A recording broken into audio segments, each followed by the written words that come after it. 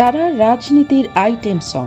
পূর্ণ দৈর্ঘ্যের রাজনীতিতে তাদের উপস্থিতি স্বল্প দৈর্ঘ্যের হলেও গত ক্ষমতার কেন্দ্রবিন্দুতে ছিলেন তারা।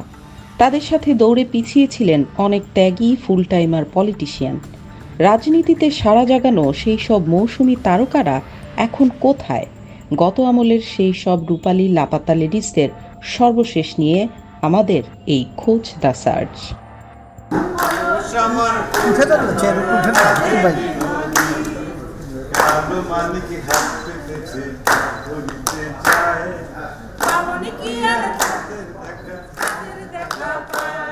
সাবেক প্রধানমন্ত্রী শেখ হাসিনার অনুগ্রহ মানে অর্থ, ক্ষমতা আর আভিজাত্য।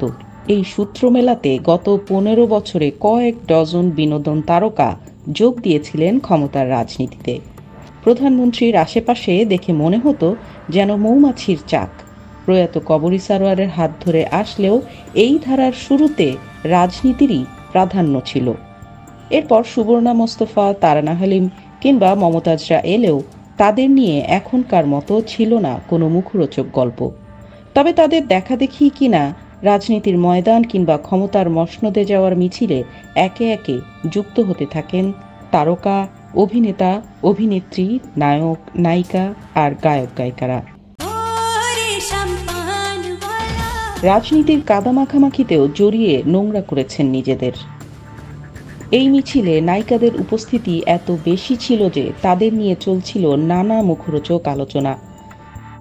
ক্ষমতার পালাবদলের সময়ে সেই মৌমাছির চাকে যেন ঢিল ছুঁড়েছিল ছাত্র জনতা। এতে ফিরতি কামড় বসানোর চেষ্টাও করেছেন তারা, যার প্রমাণ দেখা যায় আলো আসবেই নামক আলোচিত হোয়াটসঅ্যাপ গ্রুপটিতে।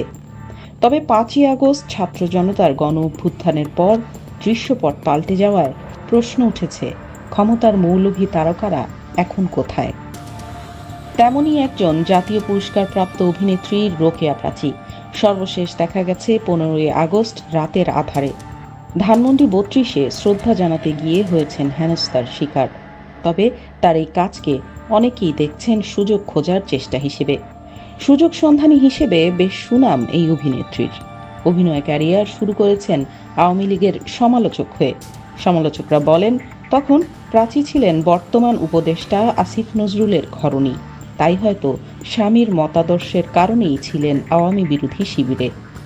ব্যক্তিগত সেই সম্পর্ক ও রাজনৈতিক মতাদর্শ পরিবর্তন করে যোগ দিয়েছিলেন আওয়ামী শিবিরে।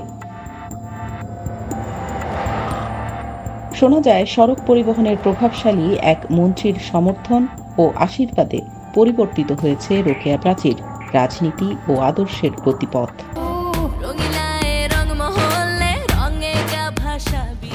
রোকেয়া প্রাচীর মতো সুযোগ সন্ধানী হিসেবে দুর্নাম কামিয়েছিলেন নায়িকা মাহিয়া মাহি।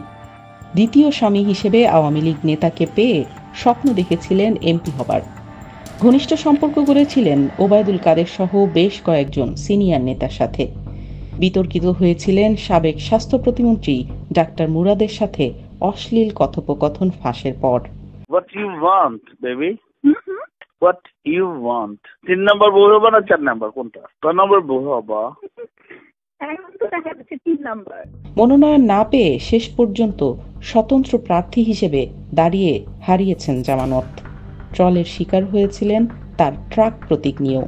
তবে কোথাও সুবিধা করতে না পেরে আবারও অভিনয়ে ফেরার কথা জানিয়েছেন এক সাক্ষাৎকারে। এরকম বাংলাদেশ আমরা আর দেখতে চাই না।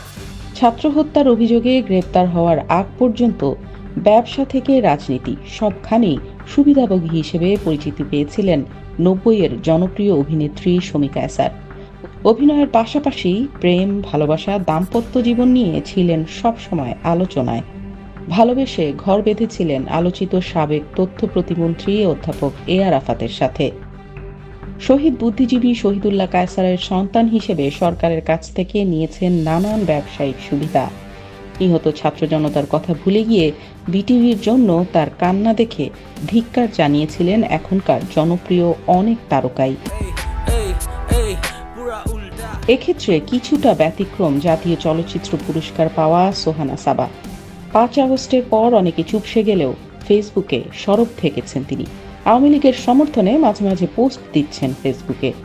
নানা স্থানে ঘোরাঘুরির ছবি পোস্ট করে জানান দিচ্ছেন, হয়তোবা উপভোগ করছেন ব্যক্তিগত জীবন, যদিও সেসব পোস্ট নিয়ে নেটিজেনরা করছেন ট্রল, জানাচ্ছেন ক্ষোভ।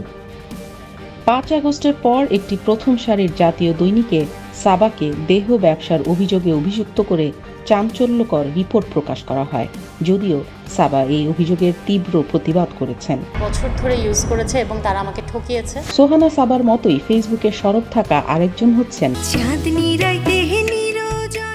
অভিনেত্রী ও গায়িকা মেহের আফরোজ শাওন। আওয়ামী লীগের পক্ষে পোস্ট দিয়ে যাচ্ছেন নিয়মিত, পাশাপাশি বর্তমান সরকারের বিভিন্ন ভুল তুলে ধরে অনেকটা খোঁচা দেওয়ার মতোই পোস্ট করে যাচ্ছেন তিনি। সমালোচকরা তার এই খোঁচানো পোস্টের শক্তি হিসেবে উল্লেখ করেছেন উপদেষ্টা আসিফ নজরুলের সাথে তার ব্যক্তিগত সম্পর্ককে। অনেকে আবার দুষ্টুমি করে লিখছেন এইসব হচ্ছে শাশুড়ি জামাই দ্বন্দ্ব। আলো আসবে গ্রুপে ছাত্র জনতার আন্দোলন নিয়ে বিরূপ মন্তব্য করেছিলেন এক সময়ের জনপ্রিয় নায়িকা অরুণা বিশ্বাস। আন্দোলনে গরম জল দেওয়ার ইচ্ছা পোষণের জন্য পড়েছিলেন ক্ষুব্ধ জনতার রোষানলে। অরুণা বিশ্বাসের এই গরম জল অনেক দূর গড়িয়েছিল। সংস্কৃতি অঙ্গনের কর্মীরাও নায়িকা অরুণার গরম জলের গরম সমালোচনা করেছিলেন। তেমনই একজন নায়িকা পরিমণি। শেষ পর্যন্ত অনেকটা পালিয়েই কানাডায় পাড়ি জমান অরুণা।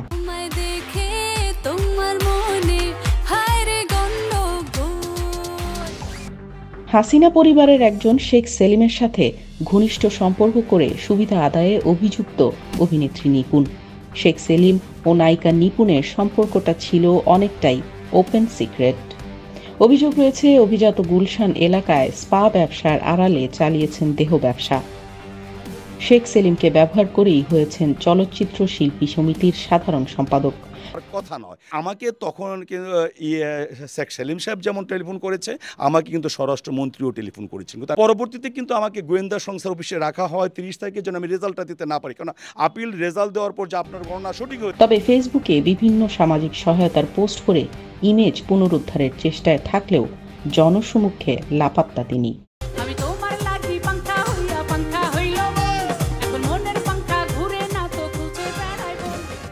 সাবেক সাংসদ ও কণ্ঠশিল্পী মমতাজের রাজনৈতিক কর্মকাণ্ড ছিল সবসময় বিতর্কিত। গান গেয়ে যতটুকু জনপ্রিয়তা পেয়েছিলেন, রাজনীতি ও সংসদের কর্মকাণ্ডে খুইয়েছেন তার পুরোটাই। বিতর্কিত হয়েছেন সংসদে সাবেক প্রধানমন্ত্রীর বন্দনায় গান গেয়ে।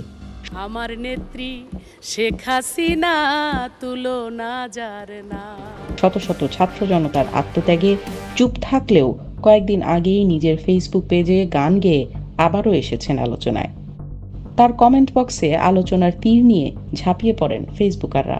ক্ষমতার নেশায় অন্ধ হয়ে যাওয়া তারকাদের নিয়ে সমালোচনা করেছেন তাদের সহকর্মীরাও। অনেকে বলেছেন রাজনৈতিক সচেতনতা জরুরি, কিন্তু ক্ষমতার অংশ হয়ে ফ্যাসিবাদিতা বিপজ্জনক। তখন ব্যক্তির দায়ে ক্ষতিগ্রস্ত হয় সমস্ত শিল্পী সমাজ। শিল্পাঙ্গনের বর্তমান স্থবিরতা ও অস্থিরতার জন্য পুরনো ফ্যাসিবাদী সরকারের দায়ও দিচ্ছেন অনেকে।